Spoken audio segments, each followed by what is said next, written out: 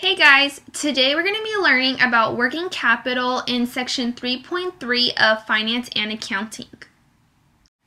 First, we're going to get an overall picture of the working capital cycle. And since this is a cycle, there is no beginning or no end. The working capital cycle is a process in which a business's working capital goes through, and there's many steps and many factors that pertain to this cycle. So our first look is going to be at cash injections in the top left-hand corner.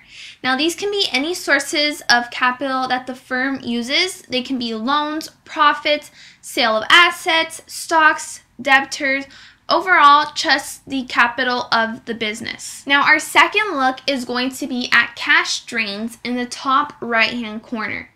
Now, this is where a firm loses its capital, and this can be due to dividends, purchases of assets, taxation from the government, and both cash injections and cash drains are independent in the process of production and sale.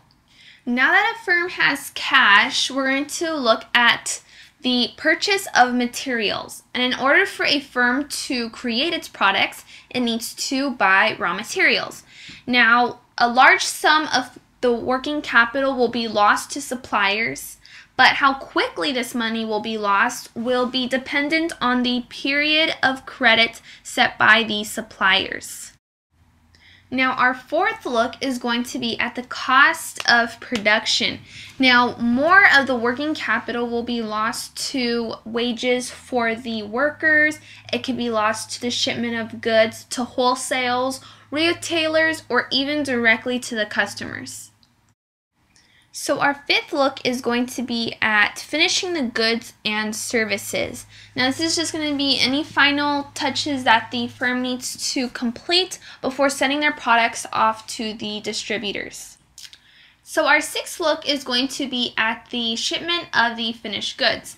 And once the goods are finished, it is now time for the firm to send their goods from the production stage to the retail stage. And again, this is going to cost the firm some of their working capital.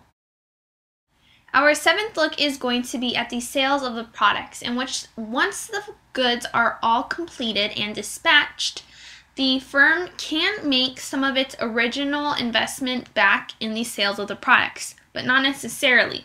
Some of the goods will have been sold on credit, and even though there are debtors, the cash is not going to enter the business immediately.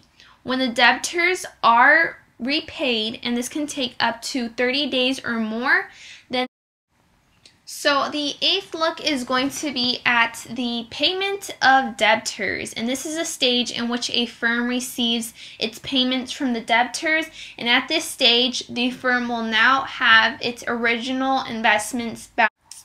And so once again we have finished this cycle, and because there is no beginning or end to the cycle, one can really start in any stage of the cycle and work their way around it.